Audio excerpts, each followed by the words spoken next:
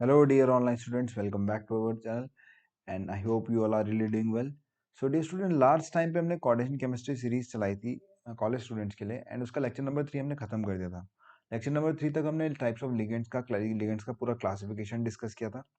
Moving further हम लोग coordination chemistry का लेक्चर नंबर 4 डिस्कस करेंगे, और इस लेक्चर नंबर 4 में हम लोग टाइप्स ऑफ लिगेंड्स को डिस्कस करने वाले हैं with the effective atomic number rule. ठीक है। So first of all we are going to discuss the जो सबसे पहले हम लोग आज जो डिस्कस करने वाले हैं इसके अंदर में जो एक तरीके से फाइनलाइजिंग भी होगा। लास्ट टाइम पे हमने चिलेशन डिस्कस किया था। नेक्स्ट जो हम लोग डिस्कस करने वाले हैं that is your bridging ligand. ठीक है। तो बेसिकली ब्रीजिंग लिगेंड क्या होता है? अ लिगेंड हैविंग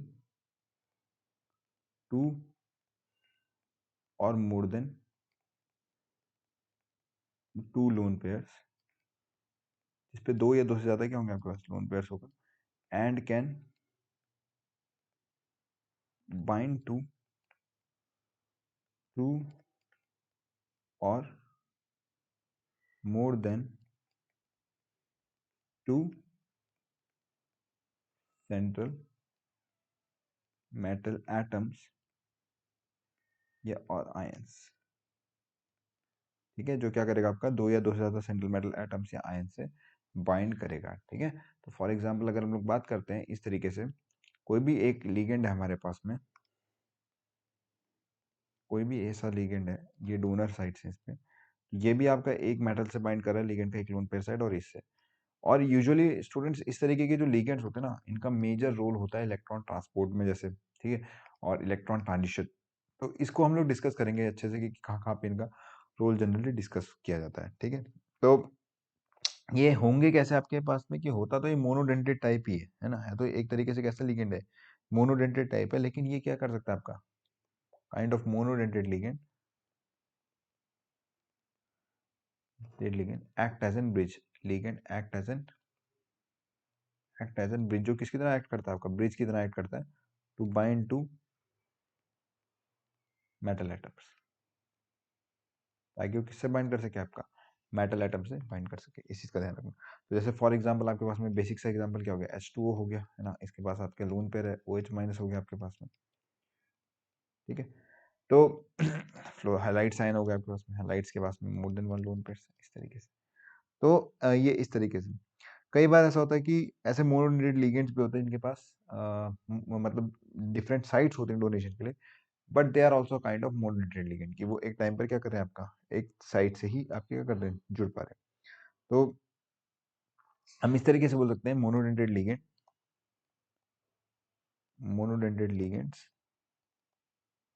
इस तरीके से monodentate ligand having basically two lone pair, having two lone pair on two different atoms, on two different atoms। ठीक है, ऐसा बोल सकते हैं हम लोग। तो ये टू डिफरेंट एटम है, लेकिन एक एटम पे एक ही आपका क्या होगा पेयर अवेलेबल होगा डोनेशन के लिए, ऐसा आप बोल सकते हैं। तो पायराजीन हो गया जैसे आपका, दिस इज योर पायराजीन, ये नाइट्रोजन पे और ये नाइट्रोजन पे, तो it is your पायराजीन।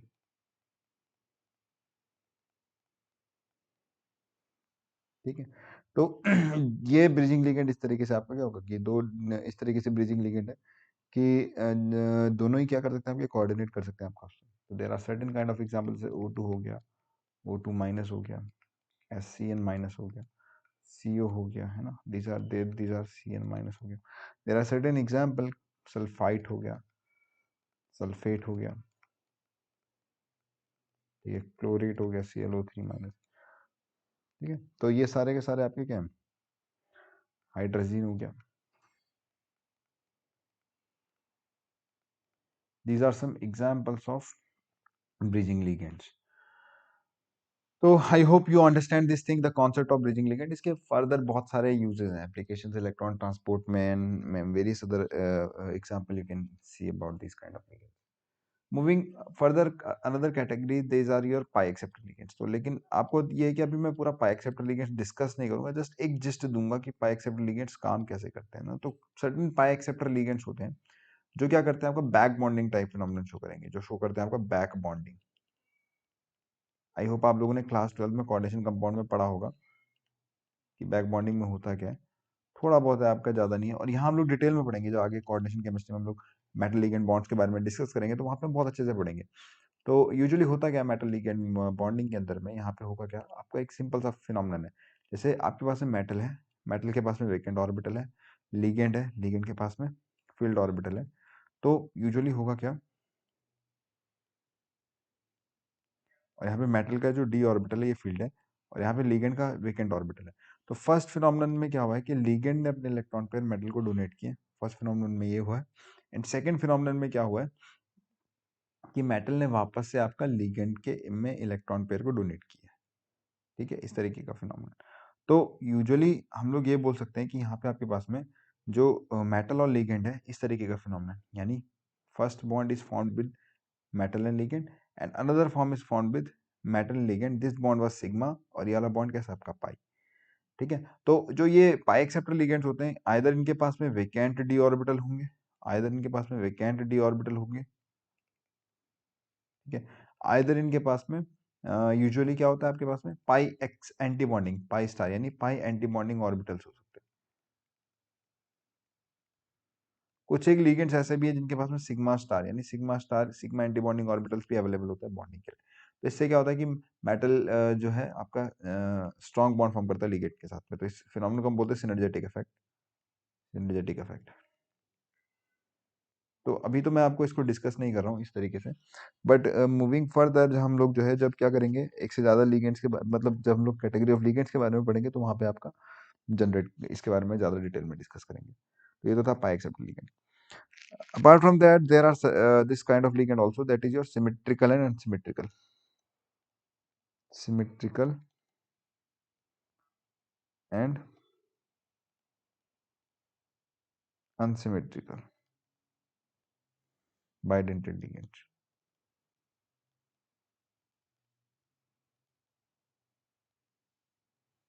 Symmetrical and unsymmetrical bidentate ligand.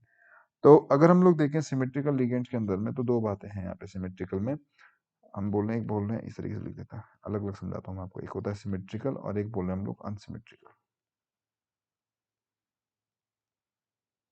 ठीक है, तो सिमेट्रिकल में अगर हम लोग बात करते हैं ना स्टूडेंट, तो ये इस तरीके से कि यहाँ पे आपके पास में, होल्ड ऑन अ सेकंड, यहाँ पे आपके पास में ना जैसे ये ए और ए है, तो ये दोनों सिमिलर साइड से डोनेट करने वाला है। अनसिमेट्रिकल में क्या है कि दो डिफरेंट साइड्स अवेलेबल है डोनेशन के लिए। जैसे फॉर एग्जांपल इथाइलिन डायमीन, तो इथाइलिन डायमीन में क्या CH2 CH2 और यहाँ पे क्या आपका NH2 और NH2। तो यहाँ पे नाइट्रोजन से ही क्या कर रहा है आपका, दोनों साइड से डोनेशन हो रहा है।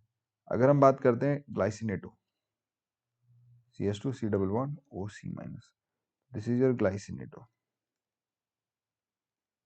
ठीक है, and this is your basically your ethylene diamine, ethylene ethylene diamine.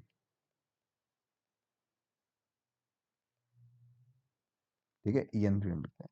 तो यहाँ पे और भी तरीके के एग्जाम्पल हो सकते हैं आपके पास में, ऑक्सलेट हो सकता है C double bond O minus and C double bond O minus, this is your oxalate. ठीक है, उसी तरीके से आपका इधर देखें अगर हम लोग क्विनोलिनेटो हो सकता है। तो एक तरफ तो नाइट्रोजन डोनेट कर रहा है और एक तरफ आपका ऑक्सीजन डोनेट कर रहा है। तो 8 हाइड्रोक्सी क्विनोलिनेटो, क्विनोलिनेटो। ठीक है, इस तरीके का जो लिगेंड है आपका।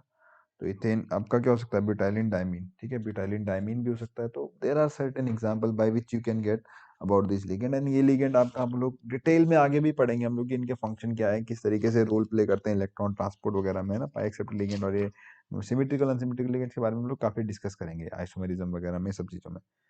Last kind of ligand I would say is macrocyclic ligand. तो इसके बारे में खैर सबने सुना होगा कि कहाँ पे यूज होता है ना, मैक्रोसाइक्लिक लिगेंड। तो यूजुअली क्या होगा आपके पास में, माइक्रोसाइक्लिक लिगेंड जो होता है, कंजुगेटेड टाइप के लिगेंड्स मिलेंगे आपके, जैसे हीमोग्लोबिन हो गया, हीमोग्लोबिन हो गया, साइनोकोबालमिन हो गया है ना, विटामिन B12, या डायरेक्टली को विटामिन को B12 साइनोकोबालमिन लिखते हैं क्योंकि इसमें डिफरेंट डिफरेंट कैटेगरीज आ जाती है, विटामिन B12। ठीक है, उसी तरीके से आपका क्लोरोफिल हो गया। तो जैसे क्लोरोफिल के अंदर में यहाँ मतलब आपको मैं थोड़ा सा एक पायरोलिंग का थोड़ा सा हिंट देता हूँ, अभी मैं पूरा प्रॉपर स्ट्रक्चर नहीं बना रहा। जैसे हीमोग्लोबिन के अंदर में नाइट्रोजन, नाइट्रोजन इस तरीके से रहता है। ठीक है, ऐसे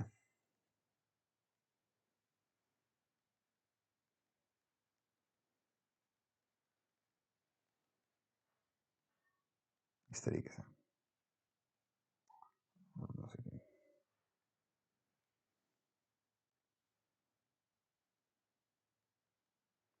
this is your 5 member ring. ठीक है, तो यहाँ से आपका नाइट्रोजन जो होगा यहाँ पे आयरन के साथ इस तरीके से बाइंडेड होगा +2 स्टेट में। ठीक है, यहाँ से आयरन के साथ कुछ बाइंडेड होंगे इस तरीके से, अमीनो एसिड चेंज होंगी, और यहाँ पे जो नाइट्रोजन होगा आपका, this will be consisting of 11 pi conjugated rings. This would be the part of your 11 pi conjugated rings.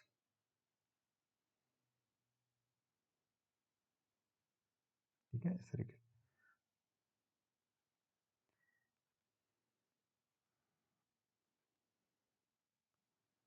तो दिस इज योर, तो here is your, this is your haemoglobin ring है ना, इस काइंड ऑफ योर हीमोग्लोबिन। तो आप देखो कि यहाँ पे 4 साइड्स अवेलेबल है, और यहाँ रिंग में आपके पास में आयरन बीच में इनकॉर्पोरेटेड है, तो this is your macrocyclic ligand. ठीक है, तो ये इस तरीके से होता है। तो ये क्या करता है, आपका स्टेबलाइज करेगा एक तरीके से, क्या फॉर्म कर सकता है कि जो मेटल आयन का साइज होगा, if metal size, metal ion size is, ये कह सकते हो appropriate, it forms stable complexes, stable complexes as in chelating ligands। किसमें बनते हैं, जैसे as in chelating ligands, जैसे कि किसमें बनाता है, आपका chelating ligands में बनाता है। तो इस चीज को ध्यान में रखना। ठीक है, नाउ आगे हम लोग डिस्कस करते हैं that there is very important phenomenon. तो यहाँ तक हम लोग ने लिगेंड्स को डिस्कस कर दिया है, तो आपका मोस्ट ऑफ द लिगेंड वाला पार्ट आपका खत्म हो गया। तो आई होप आप लोगों को इतनी सारी चीजें जो है समझ में आई होंगी। अगला जो है, हम लोग एक बहुत ही इंपॉर्टेंट रूल पढ़ रहे हैं, जो भी कि बहुत बेसिक स्टूडेंट्स के लिए रूल है, फर्स्ट ईयर के स्टूडेंट्स के लिए रूल है, that is EAN rule. That is your EAN rule. And EAN rule is effective atomic number rule. Is your effective atomic number rule, EAN rule जो है आपका। ठीक है, now effective atomic number rule होता क्या है, basically effective atomic number में होता क्या है, तो हम करते क्या है कि एक तरीके से कि किसी भी कॉम्प्लेक्स में, ठीक है, in a given complex, in a given complex, किसी भी गिवन कॉम्प्लेक्स में क्या होगा आपके पास में, द सम ऑफ इलेक्ट्रॉन्स, ठीक है, present in the, present in the central metal atom और आयन। ठीक है, एंड दोज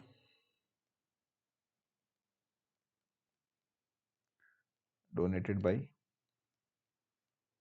लिगेंड। ठीक है, इसका DN है ना,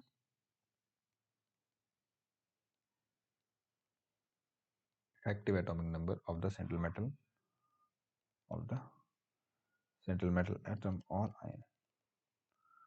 ठीक है, तो यूजुअली अगर हम लोग बात करते हैं यहाँ पे सेंट्रल मेटल एटम के को लेकर के, तो अगर हम लोग बात करते हैं EAN को, तो EAN बेसिकली है क्या, EAN is your Z minus, जो आपके पास में ऑक्सीडेशन नंबर होगा, plus 2 into coordination number. CN मतलब कोऑर्डिनेशन, Z क्या हो गया आपका एटॉमिक नंबर जो मेटल का होगा, ऑक्सीडेशन नंबर हो गया मेटल का ऑफ मेटल, ऑक्सीडेशन नंबर जो ऑक्सीडेशन स्टेट होगी मेटल की, और बेसिकली CN क्या आपका यहाँ पे coordination number, CN is your coordination number, ठीक है। तो मतलब ऐसा है कि इफेक्टिव एटॉमिक नंबर वो ये एक्चुअली रिप्रेजेंट करता है कि मतलब इसका जो रूल है आपका, ये रूल अभी मैंने डिस्कस नहीं है, अभी जस्ट मैं आपको बता रहा हूँ कि इफेक्टिव एटॉमिक नंबर है क्या चीज़, तो ये है। तो actually effective atomic number rule इसलिए बताया गया था कि स्टेबिलिटी ऑफ कॉम्प्लेक्सेस को समझाने के लिए। तो पहले हम लोग समझते हैं कि इफेक्टिव एटॉमिक नंबर होता क्या है। तो इसके लिए मैं एक एग्जांपल ले लेता हूँ, जैसे ये FeCN6 4-। तो हेक्सासाइनो जो ये कॉम्प्लेक्स है आपके पास में, नेगेटिव कॉम्प्लेक्स जो है, यहाँ पे अगर हम लोग फॉर्मूले पे लगाए तो इसका EN निकाल लें, अगर हम लोग इसका इफेक्टिव एटॉमिक नंबर लगा ले तो इसका एटॉमिक नंबर कितना होता है आयरन का, 26 is the atomic number of iron. Apart from that इसके ऑक्सीडेशन स्टेट निकालोगे तो +2 निकल के आएगा। कैसे निकालोगे आप देखो, यहाँ पे charge equals to metal plus ligand, तो चार्ज कितना है -4, और मेटल पे कितना आपके पास में, मेटल आपके पास में आपको निकालना है x, और लिगेंड कितना आपके पास 6 × -1, क्योंकि लिगेंड आपका साइनो है, साइनो आपका -1 चार्ज कैरी करता है। तो it is your -6, it is your x is your basically +2, तो +2 है तो आपने +2 रखा है यहाँ पे ऑक्सीडेशन नंबर पे, and +6 is your coordination number into 2। तो ये कितना हो गया उसमें 26 - 2 + 12, तो इट इज 38, एंड 38 - 2 कितना हो गया उसमें 36 is your coordination effective atomic number, just remember this. तो ये तो आपका इफेक्टिव एटॉमिक नंबर हो गया। इस रूल को हम लोग देखेंगे कि रूल होता क्या है। तो उसी तरीके से NiCO4 है आपका, निकल टेट्राकार्बोनाइल, अगर आपका न्यूट्रल लिगेंड है तो इसमें देखो निकल का कितना होता है, निकल इज योर 28 है ना, सॉरी निकल इज योर, हाँ निकल का जो एटॉमिक नंबर 8 इज 28, चार्ज आपका कॉम्प्लेक्स पे 0 है, और 4 × 2, तो it is basically 28 + 8 = 36। 36 is the coordination, मतलब effective atomic number of the atom, ठीक है। ये चीज आप लोग ध्यान रखना। तो यूजुअली होता क्या है कि आप लोग ना वो पढ़ोगे ना अगर ऑर्गेनोमेटल केमिस्ट्री, तो वहां पर आप देखोगे तो 18 इलेक्ट्रॉन रूल जो है आपका, 18 इलेक्ट्रॉन रूल जो है वो भी इसी का पार्ट है। जैसे अगर हम लोग देखें तो जो निकल है, निकल का जो एटॉमिक नंबर है दैट इज 3D8 4s2, यानी 10 ये हो गया, और +8 यानी 18 इलेक्ट्रॉन। तो ये फर्दर इसी से एक्सटेंड होके निकला है ये चीज, है ना। तो actually effective atomic number rule बोलता क्या है कि वो कॉम्प्लेक्स जिनका इलेक्ट्रॉन नंबर जो किसके उसमें होगा, जो नोबल गैसेस के अलोंग में होगा, वो आपके स्टेबल होंगे। तो मैं रूल को लिख लेता हूँ किस तरीके से इसको हम वो कर सकते हैं, मतलब वो कर सकते हैं। तो according to a stable complex इस तरीके से लिख सकते हो, अ स्टेबल कॉम्प्लेक्स, एक स्टेबल कॉम्प्लेक्स वो होगा, a stable complex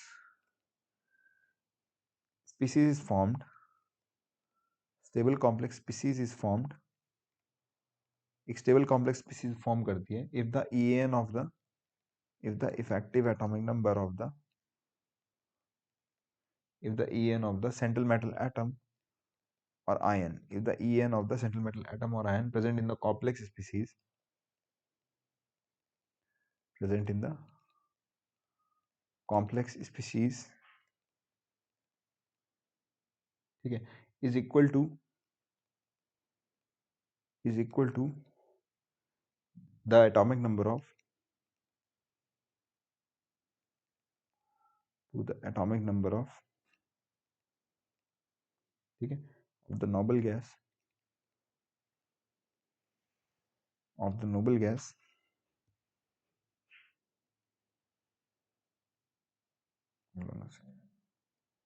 of the noble gas which follows,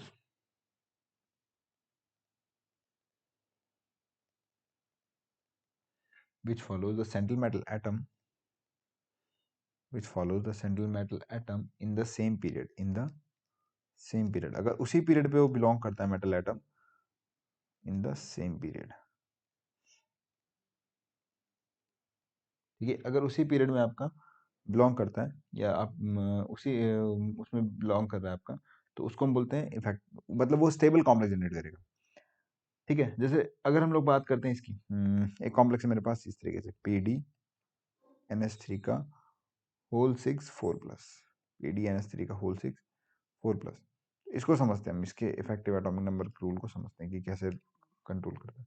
तो पैलेडियम का जो एटॉमिक नंबर 8 इज 46, 46 का एटॉमिक नंबर होगा, ठीक है, और +4 चार्ज कर रहे तो -4 हो गया, ठीक है, और साथ में आपके पास में क्या है, साथ में आपके पास 6 अमोनिया, तो यानी 12 हो गया, तो यानी टोटल कितना हो गया आपके पास में, इट इज अप्रोक्सीमेटली 46 प्लस 12 कितना हो गया आपका 58 है, 58 एंड ये दिस ईयर 54। अभी तो ये 54 को मतलब 54 आ रहा है इसका एटॉमिक नंबर।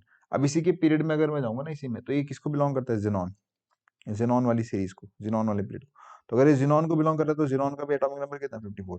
यानी ये दोनों जो है आपका जैसे पैलेडियम है ना, पैलेडियम आपका इसी पीरियड में आ रहा है आपका जिसमें आपका क्या जेनॉन अवेलेबल है। यानी ये 54 है तो इसलिए जो कॉम्प्लेक्स जनरेट कर रहा है ये भी कौन सा वाला जनरेट कर रहा है, अगर 54 वाला ही जनरेट कर रहा है तो इसका मतलब क्या फॉर्म कर रहा है, ये एक स्टेबल कॉम्प्लेक्स बना रहा है।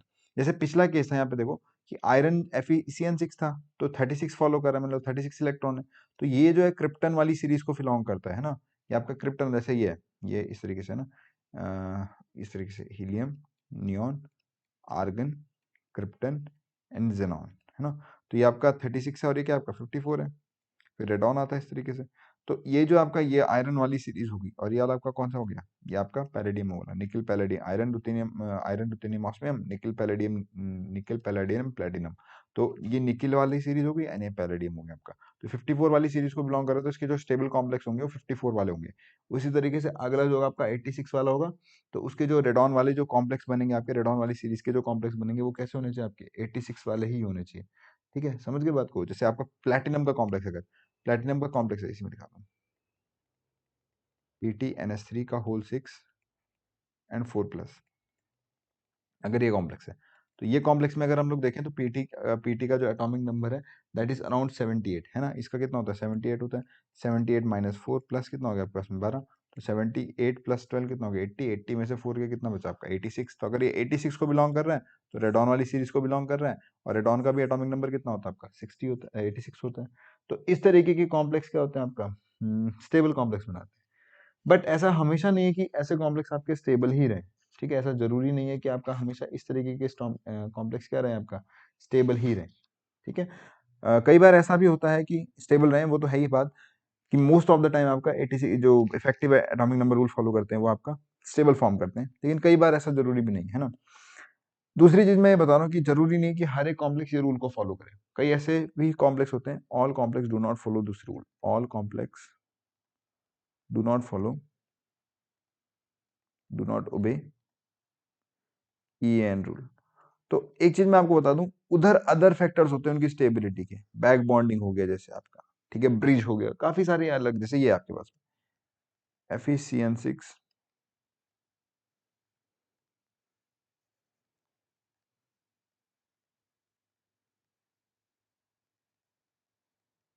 3 जैसे ये कॉम्प्लेक्स है। तो यहाँ पे अगर हम लोग आयरन की बात करें तो आयरन का एटॉमिक नंबर 26 है। ऑक्सीडेशन स्टेट देखें तो यहाँ पे +3 है और 6 दूनी क्या हो गया आपका 12। तो अगर हम लोग देखें तो 38 और यहाँ एटॉमिक नंबर कितना है 35, मतलब इसका EN इफेक्टिव एटॉमिक नंबर कितना है 35। तो जरूरी नहीं ये नहीं है कि ये कॉम्प्लेक्स स्टेबल नहीं है, ये कॉम्प्लेक्स भी स्टेबल फॉर्म में आपके पाए जाते हैं, आइसोलेट किए जाते हैं। जैसे ये मैंगनीज का हेक्सा कॉम्प्लेक्स, मैंगनीज का हेक्सा कॉम्प्लेक्स, इसको देखते हैं। इधर देखो मैंगनीज जो है आपका एटॉमिक नंबर इसका 25 होता है ना, मैंगनीज का कितना होता है आपका 25 होता है एटॉमिक नंबर। और साथ में आपके उसमें +2 ऑक्सीडेशन स्टेट है और कितना हो गया आपका 12, तो यानी कितना हो गया 37। 37 और -2 कितना हो गया आपका ये भी अगेन 35 की कैटेगरी में आ गया है ना, ये वाला भी क्या है आपका 35 में आ गया। तो again still you can see that कि यहाँ पे आपके पास में ये 36 इलेक्ट्रॉन फॉलो नहीं कर रहा है और ये कॉम्प्लेक्स भी आपका क्या करता है आपका जनरेट होता है। ठीक है, उस तरीके से ये वाला कॉम्प्लेक्स भी दे सकते हो आप लोग, CO CN6 4-, तो इसमें अगर हम लोग देखें कोबाल्ट तो इट इज 27। 27 है और यहाँ पे ऑक्सीडेशन स्टेट कितनी है +2, तो +2 यानी -2 हो गया आपका और प्लस साथ में क्या है आपका 12। तो अगर हम लोग यहाँ देखें 39 में से 2 गया तो कितना हो गया आपका 37। तो ये 37 इलेक्ट्रॉन फॉलो कर रहा है, तो ये 35, ये 35। तो जरूरी नहीं है कि सारे कॉम्प्लेक्स आपके 36 इलेक्ट्रॉन ही फॉलो करें या उसी को फॉलो करके आपका स्टेबल हो सके। ठीक है, तो कई बार ऐसा भी होता है कि कुछ ऐसे कॉम्प्लेक्स भी स्टेबल बन जाते हैं जो ये इलेक्ट्रॉन को फॉलो नहीं करते। There are certain reasons by which they are going to show such type of stability. ठीक है, तो ये चीज है। I hope you are getting my point and I hope you are मतलब आप लोगों को ये चीजें बहुत अच्छे से समझ में आ रही होंगी। ठीक है, now moving further we are going to discuss the last topic of this part. इस पार्ट का जो हम लोग ने परसों से जो फोर्थ लेक्चर है एक तरीके से पार्ट हम लोग डिस्कस करें तो ये आपका लास्ट पार्ट है इस सीरीज में। तो it is application of EAN, application of EAN के एप्लीकेशन क्या है इफेक्टिव एटॉमिक नंबर रूल के, पूरा लिख लो effective atomic number. So we will discuss the application. तो फर्स्ट एप्लीकेशन की अगर हम लोग बात करते हैं तो predict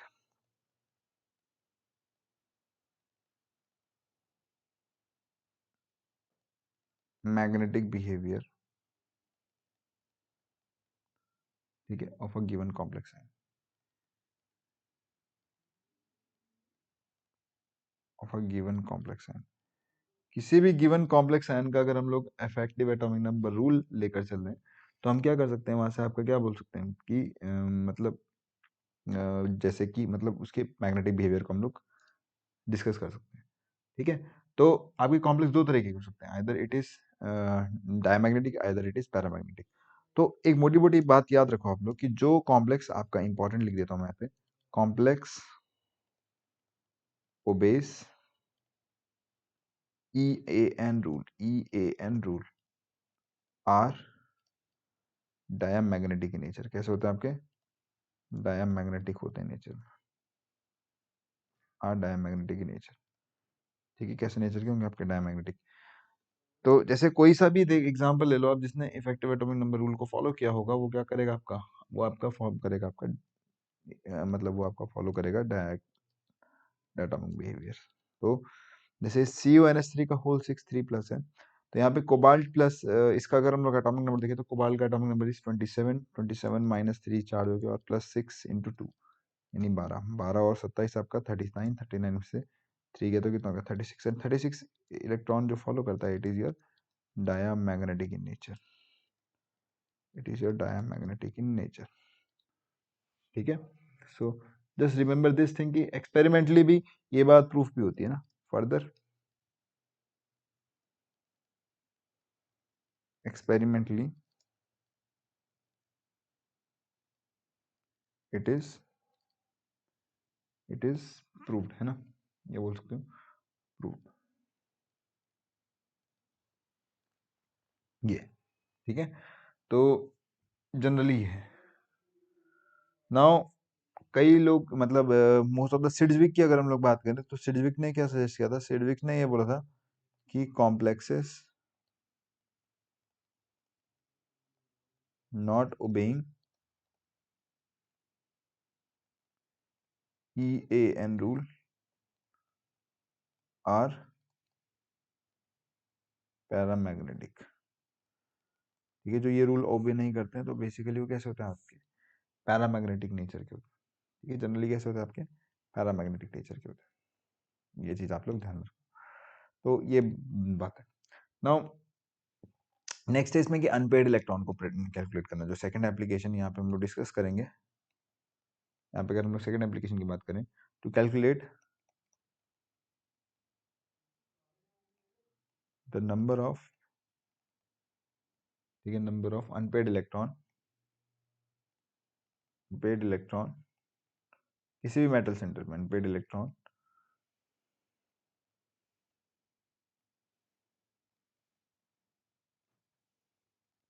unpaid electron and magnetic movement value and magnetic movement यानी म्यू, ठीक है, magnetic movement mu, value of complexes, value of complexes, ठीक है। तो जैसे अगर हम लोग बात करते हैं तो बेसिकली जो नंबर ऑफ अनपेड इलेक्ट्रॉन का फॉर्मूला होता है आपका, नंबर ऑफ अनपेड इलेक्ट्रॉन मान लो n है, n क्या आपका number of unpaired electron, it is your number of unpaired electron, n is your number of unpaired electron. तो जनरली आपका होता क्या फॉर्मूला कि n is your number of unpaired electron, z यानी z of the next noble gas, z of the next noble gas, okay, and minus EAN of the central metal atom, E effective number of the central metal atom, CMA central metal atom। तो जैसे हम लोग इसकी बात करते हैं CrNH3 का whole 6 and 3+, ठीक है। तो अगर हम लोग यहाँ पे देखें तो इसका जो Z है, मतलब इसका जो नंबर ऑफ अनपेड इलेक्ट्रॉन अगर हम लोग निकालना चाहें तो हम कैसे निकाल सकते हैं यहाँ पे कि n की जो वैल्यू निकल के आएगी, इसको स्मॉल n लो तो ज़्यादा ठीक है, कि फिर हम लोग फॉर्मूले में भी रिप्रेजेंट कर सकते हैं, स्मॉल n की टर्म में लिख लो आप इसको तो ज़्यादा सही रहेगा। ये फॉर्मूला होता है इसका mu is equal to under root n n plus two ना, बोहर मैग्नेट्रॉन। तो अगर हम लोग यहाँ पे n निकालने की बात करते हैं तो जनरली जो इसकी अगली जो नोबल गैस है दैट इज योर क्रिप्टन, है ना। इसकी जो अगली नोबल गैस है that is your krypton, 36 minus effective atomic number. अब इसका इफेक्टिव एटॉमिक नंबर निकालो, क्या है। क्रोमियम का जो एटॉमिक नंबर होता है इट इज बेसिकली मैंगनीज के बाद आने वाला जो कॉम्प्लेक्स है ना, क्रोमियम मैंगनीज। तो मैंगनीज का भी हम लोग ने देखा था कि इट इज योर बेसिकली ये मैंगनीज कॉम्प्लेक्स था, इट वॉज योर 25, है ना। तो अगर हमारा क्रोमियम मैंगनीज है तो इट इज योर 24, ठीक है। क्रोमियम इज योर 24 एंड 24 के बाद इसका ऑक्सीडेशन स्टेट कितना है, -3 एंड प्लस 6 दूनी 12, यानी कितना हो गया आपका 36, और 36 में गया नहीं 33, तो 33 इन नंबर ऑफ अनपेयर्ड इलेक्ट्रॉन कितने यहाँ पे 3, और यानी पैरामैग्नेटिक नेचर है क्योंकि ई एन रूल को फॉलो नहीं कर रहा है। तो म्यू किसके बराबर होगा आपका, mu is equal to under root 3 प्लस 2, यानी अप्रोक्सीमेटली 3.9 3.87 लगभग आपका आंसर बोहर मैग्नेटॉन इसका आंसर आ जाएगा, ठीक है। ये चीज है। नाउ फर्स्ट ये चीज आपकी यहाँ पे निकल के आती है। नाउ थर्ड जो एप्लीकेशन है, अब देखो इस तरीके का क्वेश्चन आपके पास बन सकता है ना, इस तरीके की what are the application of effective atomic number rule. अगला जो एप्लीकेशन है comparing the stability, comparing the stability of complex, comparing the stability of complexes, complex की स्टेबिलिटी के बारे में। तो अगर हम लोग कॉम्प्लेक्स की स्टेबिलिटी के बारे में बात करते हैं तो complexes following EAN rule are exclusively stable, और यही हम लोग रूल फॉलो ना करते हैं, 18 इलेक्ट्रॉन रूल हम लोग उसमें ऑर्गोनोमेटली उसमें लगाते हैं, ठीक है। तो एक्सक्लूसिवली क्या होते हैं वो आपके स्टेबल होते हैं इन कंपेरिजन टू जो आपका इन कंपेरिजन टू ऐसे लिख सकते हो, इन कंपेरिजन टू, देखो स्टेबिलिटी आप कंपैरिजन में कर सकते हो ना, ऐसे नहीं बता सकते कि भाई किसके रिस्पेक्ट में, in comparison to such which do not obey EAN rule, जो आपका EAN रूल को ओबे नहीं कर सकते, ठीक है। तो ये ध्यान रखना आप लोग। नाउ जैसे अभी एक आयरन का मैंने आपको कॉम्प्लेक्स बताया होगा, एक था आपके पास में FeCN6 4- और एक था आपके पास में FeCN6 3-, it was your 36 electron वाला and this is your 35 electron वाला, ठीक है। तो आपको पीछे थोड़ी देर पहले कराया था। तो इन दोनों में अगर हम लोग स्टेबिलिटी की बात करें तो ये वाले ज़्यादा स्टेबल होता है थर्मोडायनेमिकली, अगर हम लोग देखें तो। Now fourth one is your two, अगर हम लोग नंबर ऑफ लिगेंड निकालना है, ठीक है। तो to calculate number of ligands attached to central metal atom, ठीक है। किससे अटैच होगा आपके पास में, जो सेंट्रल मेटल एटम से। तो हम लोग लिगेंड्स के बारे में भी हम लोग क्या कर सकते हैं, यहाँ पे जानकारी निकाल सकते हैं।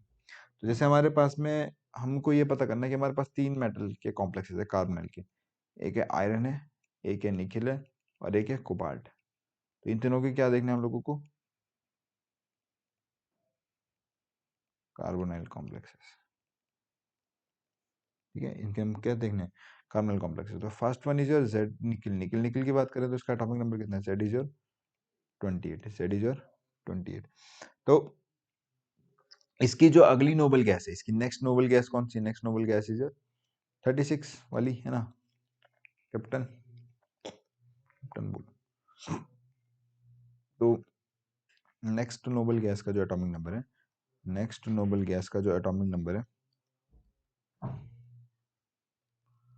इट इज योर 36 वाली, है ना। इसकी जो नेक्स्ट नोबल गैस है इसका एटॉमिक नंबर है 36। तो इसके अपने तो 28 इलेक्ट्रॉन है, लेकिन अपार्ट फ्रॉम दैट 36 में से कम कितने, तो 36 माइनस 28, यानी कितने इलेक्ट्रॉन कम है इसके पास, 8। 8 के लिए कितने लिगेंड चाहिए, एक लिगेंड आपका 2 इलेक्ट्रॉन डोनेट करेगा, तो 8/2 यानी 4 लिगेंड चाहिए। तो निकल का जो कॉम्प्लेक्स बनता है दैट इज निकल टेट्राकार्बोनिल कॉम्प्लेक्स, ठीक है। उसी तरीके से आपका आयरन है, तो आयरन की अगर हम लोग बात करें तो आयरन का जो एटॉमिक नंबर है it is iron cobalt nickel है ना 26, तो अगर हमारा 26 है ये, तो इसका नेक्स्ट नोबल गैस 36 वाली है। तो 36 में से 26 गया, यानी कितना हो गया आपका 10, और 10 यानी एक लिगेंड 2 देगा, तो यानी कितने 5, तो यानी तो आपके पास में कॉम्प्लेक्स बनेगा, it is your pentacarbonyl FeCO5, it is your FeCO5। ठीक है, तो ये जो है आपके पास में इस तरह के कॉम्प्लेक्स आप जनरेट बता सकते हो कि कौन सा कॉम्प्लेक्स कितने। तो उसी तरीके से CO होगा आपका, तो CO कितना जनरेट करेगा, कोबाल्ट हो गया, आयरन कोबाल्ट, कोबाल्ट इज 27। ठीक है, तो 36 में से आपका जनरली क्या बन गया आपका, अगर हम लोग बात करें कोबाल्ट के लिए, तो 36 माइनस कितना होगा आपका 27, इट इज 9। तो जनरली आपका कोबाल्ट का इस तरीके की कॉम्प्लेक्स फॉर्म नहीं करता, ये आपका CO3 CO12 फॉर्म करेगा। ठीक है, तो जैसे आपका क्रोमियम है, तो क्रोमियम की बात करें तो क्रोमियम कितना होता है आपके पास में, क्रोमियम इज 26, 36 में से कितना गया आपका 26। तो यानी कोबाल्ट का कॉम्प्लेक्स नहीं बनेगा, लेकिन बाकी ऐसे जो आपका इवन नंबर वाले हैं यूजुअली, वो आपका इस तरीके से हम उनका फाइंड आउट कर सकते हैं। तो it is your again, hold on a second, it is not 26, it is 24।